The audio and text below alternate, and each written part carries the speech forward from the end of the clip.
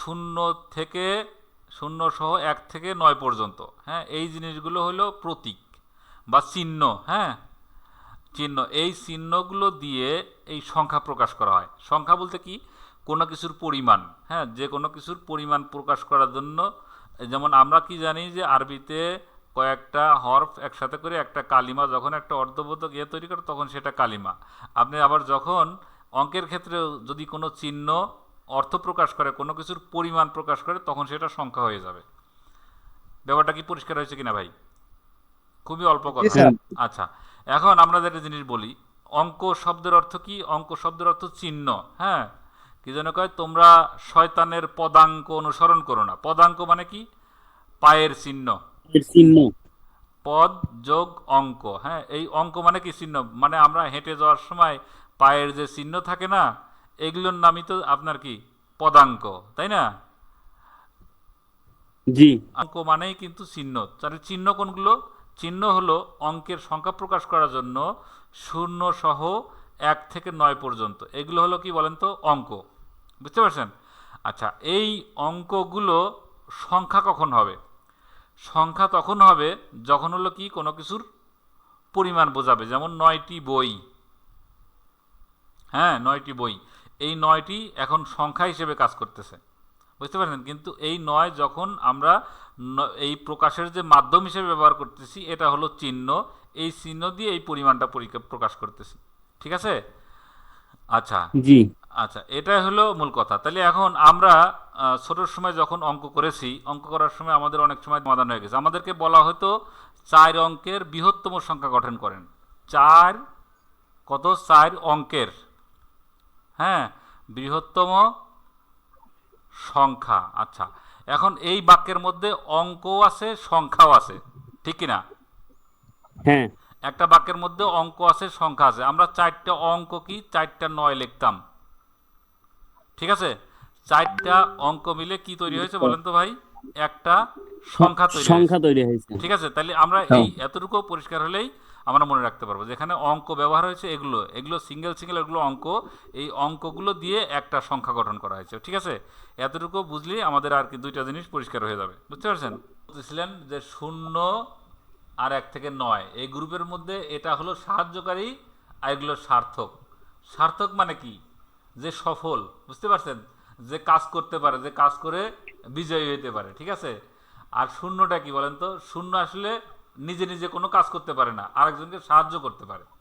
এটাই হলো আমাদের মূল কথা। বুঝতে পারছেন? আচ্ছা, এখন শূন্য হলো সাহায্যকারী সংখ্যা, আর এগুলো সার্থক মানে সফল, মানে সাকসেসফুল সংখ্যা। ঠিক আছে? সাকসেসফুল অঙ্ক।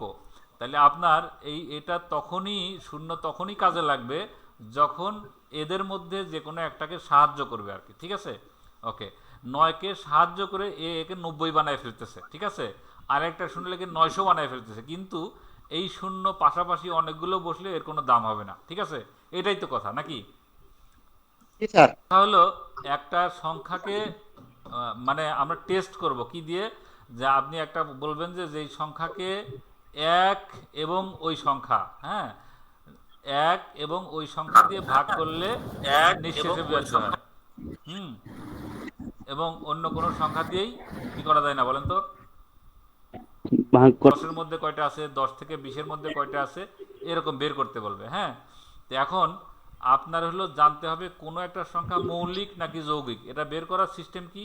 সেই সংখ্যাটাকে ধরবেন, ধরে 1 দিয়ে এবং 2, 3, 4 এরকম আস্তে আস্তে ভাগ করা শুরু করবেন। যদি ভাগ করে দেখেন যে 1 এবং ওই সংখ্যা ছাড়া অন্য কোনোটা দিয়েও ভাগ করলে মিলে, হ্যাঁ, তাহলে সেটা হবে কি? যৌগিক সংখ্যা। যৌগিক। আর যদি ঠিক ওই সংখ্যা, যেমন 7-এর ক্ষেত্রে 7 এবং 1, এই দুইটা ব্যতীত অন্য কোনো, 7 এবং 1 এই দুইটা ছাড়া অন্য সংখ্যা দিয়ে ভাগ করলে মিলে না, তাহলে এগুলো হবে মৌলিক সংখ্যা। ঠিক আছে? মৌলিক সংখ্যা। ওকে। আচ্ছা, আমরা আরেকটু আগাই। আচ্ছা, আমরা এই সম্পর্কে আরো অঙ্কের সময় আরো বলবো আর কি। আমি শুধুমাত্র স্যার প্রাথমিক। এক কি এক কি তাহলে মৌলিক সংখ্যা স্যার? জি না, এক একটা। না, হ্যাঁ, ধন্যবাদ। একটা সহমৌলিক না স্যার, এক সহমৌলিক না? আচ্ছা, সহমৌলিকের ধারণা বলি, দাঁড়ান। আপনি একটা মৌলিক সংখ্যাও না, যৌগিক সংখ্যাও না, এটা একটা স্পেশাল সংখ্যা। বুঝতে পারছেন? একটা এক যেই প্রশ্নটা করছেন, যে ভাইটা প্রশ্ন করছেন তাকে অসংখ্য ধন্যবাদ। এই জিনিসটা যদি প্রশ্ন না করতেন হয়তো স্কিপ করে চলে যেতাম। এক সংখ্যাটা কি মৌলিকও না যৌগিকও না, বুঝতে পারছেন? যৌগিক কোনো। যৌগিকও না, এটা একটা স্পেশাল সংখ্যা, মানে বা কি সংখ্যা বলেন তো, বিশেষ সংখ্যা, ঠিক আছে? সহমৌলিক। বিশেষ সংখ্যা না, সহমৌলিক জিনিসটা আবার আরেক জিনিস। সহমৌলিক জিনিসটা কি বলেন তো, সহমৌলিক জিনিসটা আবার আরেক জিনিস। তাহলে এই জিনিসটা যেহেতু আসলো আমি তো আপনাকে বলি, সহমৌলিক সংখ্যা হলো কোন দুইটা সংখ্যা, সহ মানে কি সাথে সাথে, একজনের সাথে সাথে। একজনের, হ্যাঁ, মানে আপনার আমি আর আপনি, আমি এবং আপনি, হ্যাঁ, এই দুইজন মিলে তো সাথে হয়, মানে সহ হয়। সহপাঠী কখন হয় বলেন তো, সহপাঠী, সহপাঠী কি একা একা হয়? সহপাঠী কি একা একা হয়? না না। না। আমি এবং আমার ক্লাসমেট আমরা হইলো সহপাঠী, ঠিক আছে? যদি আমার ক্লাসে যদি আমি একাই স্টুডেন্ট হই, তার মানে আমার কোনো সহপাঠী নাই, ঠিক আছে? ওকে, তাহলে এখন কথা হচ্ছে, সহমৌলিক সংখ্যা তখনই হবে, হ্যাঁ, সহমৌলিক সংখ্যা তখনই হবে, যেমন মনে করেন যে আপনার 5 এবং 7, হ্যাঁ, এই 5 এবং 7 এই দুইটা সংখ্যায় তখনই সহমৌলিক সংখ্যা হবে যখন এদের মাত্র একটা মাত্র ভাজক থাকবে, সেটা হলো 1, হ্যাঁ, 1 ছাড়া অন্য কোনো কিছু দিয়ে ভাগ করলে মিলবে না, হ্যাঁ, তখন হচ্ছে এই দুইটা সহমৌলিক সংখ্যা হবে। তখন এটা সহমৌলিক হলো সহমৌলিক সংখ্যা বা সহমৌলিক জোড় সংখ্যা বলে, হ্যাঁ। সহমৌলিক জোড় সংখ্যা বলতে কি, যখন যে কোনো ন্যূনতম দুইটা সংখ্যা 5 এবং 7, আচ্ছা একটা উদাহরণ নিয়ে আসি, 4 এবং 8, এরা কি সহমৌলিক সংখ্যা হবে কি না এটা বিচার করব কিভাবে? এই দুইটা সংখ্যাই 1 দিয়ে ভাগ করলে অবশ্যই মিলবে, তাই না? আচ্ছা ওকে, জি। এই দুইটা সংখ্যায় যদি আমি 2 দিয়ে ভাগ করি, হ্যাঁ, এটা হবে 2 এরকম। বার, এটা 2 ভাবে 4 বার, ঠিক আছে? তারপরে এই সংখ্যাটা 1 দিয়ে ভাগ করলে যায়, 2 দিয়ে ভাগ করলে যায়, হ্যাঁ, তারপরে আবার 3 দিয়ে ভাগ করলে যাবে না, 4 দিয়ে ভাগ করলে কিন্তু আবার যাবে, হ্যাঁ। আচ্ছা, 4 দিয়ে ভাগ করলে 2 বার যাবে, এরকম এই এক সেট, এই এক সেট, এই এক সেট, এরকম যাচ্ছে। তার মানে কি হলো, যে যেই সমস্ত জোড়া, যেই সমস্ত সংখ্যার জোড়া, কন্ডিশন কি বলেন তো, জোড়া হওয়া লাগবে। সহপাঠী হওয়ার জন্য কি লাগবে? একাধিক স্টুডেন্ট লাগবে। তাহলে সহমৌলিক হওয়ার জন্য কি একাধিক একাধিক সংখ্যা লাগবে। যদি একাধিক সংখ্যা যদি শুধুমাত্র 1 দিয়ে ভাগ করা যায়, ঠিক আছে, 1 দিয়ে ভাগ করলে মেলে, তাহলে সেই জোড়াকে বলবো আমরা সহমৌলিক জোড়া বা সহমৌলিক সংখ্যা, ঠিক আছে? ব্যাপারটা কি পরিষ্কার হয়েছে ভাই? যদি এক জোড়া সংখ্যা আপনাদেরকে দেওয়া হয়, যে আপনাকে যদি প্রশ্ন করে যে 8 কিংবা 9 সংখ্যাটা কি সহমৌলিক কিনা, যদি এই প্রশ্ন করে, তাহলে আপনার প্রশ্নটাই ভুল। কেন ভুল বলেন তো? সহমৌলিক হওয়ার জন্য আরেকটা সংখ্যা নাই। সংখ্যা লাগবে, তাহলে আপনার প্রশ্নটাই ভুল হবে যদি বলে 9 সংখ্যাটা সহমৌলিক কিনা, ঠিক আছে? তাহলে ব্যাপারটা হলো এই। আচ্ছা, এখন কথা হচ্ছে দ্বিতীয় সংখ্যা, দ্বিতীয়বার কি বলতেছি আমরা, সহমৌলিকের বারটা গেল। যৌগিক সংখ্যা কি বললাম? মৌলিক সংখ্যা বাদ দিয়ে যে সমস্ত সংখ্যা আসবে সেগুলো হলো যৌগিক সংখ্যা। আচ্ছা, এবার মূলদ সংখ্যা। মূলদ সংখ্যা এটাও আমরা একটু বলি। যেই সমস্ত সংখ্যাকে আমরা কি করি, আমরা বইয়ে একটা সংখ্যা দেখছি পি বা কিউ আকারে প্রকাশ করা যায়, পি ভাগ কিউ আকারে প্রকাশ করা যায়। আচ্ছা, এই কথার মানে কি বলেন তো ভাই? পি বাই কিউ আকারে প্রকাশ করা যায় মানে কি? পি বাই কিউ আকারে প্রকাশ করা যায় মানে একটা সংখ্যাকে দুইটি সংখ্যার ভাগফল রূপে প্রকাশ করা যায়, হ্যাঁ। সেক্ষেত্রে কি এই কিউটা হবে অবশ্যই পূর্ণ সংখ্যা, এটা 0 হইতে পারে, 1 হইতে পারে, 2 হইতে পারে, 3 হইতে পারে, এরকম আর কি, পূর্ণ সংখ্যা হবে, ঠিক আছে? উপরের সংখ্যাটাও যে কোনো একটা পূর্ণ সংখ্যা হবে। এইভাবে উপরে একটা পূর্ণ সংখ্যা, নিচে একটা পূর্ণ সংখ্যা, এই দুইটার ভাগফল আকারে লেখা যায়। এই কথাটা মনে হয় কেউই বুঝি নাই, হ্যাঁ, এই কথাটা মনে হয় কেউই বুঝি নাই, তবে আমি আরেকটু পরিষ্কার করি। আচ্ছা, এখন এইটা বোঝার জন্য একটা উদাহরণ দিয়ে বোঝার লাগবে। যেমন আমরা মনে করি, যেমন 7, বুঝতে পারছেন? 7 হলো একটা সংখ্যা, এই সংখ্যার নিচে মনে মনে একটা 1 আছে না ভাই? আমরা আছে। জানি। তাহলে 7কে আমরা এইভাবে লিখতে পারি না? পারি। হ্যাঁ, পারি। অবশ্যই পারি। আচ্ছা, তাহলে এই 3.5 এই সংখ্যাটা কি এইভাবে লেখা যাবে কিনা?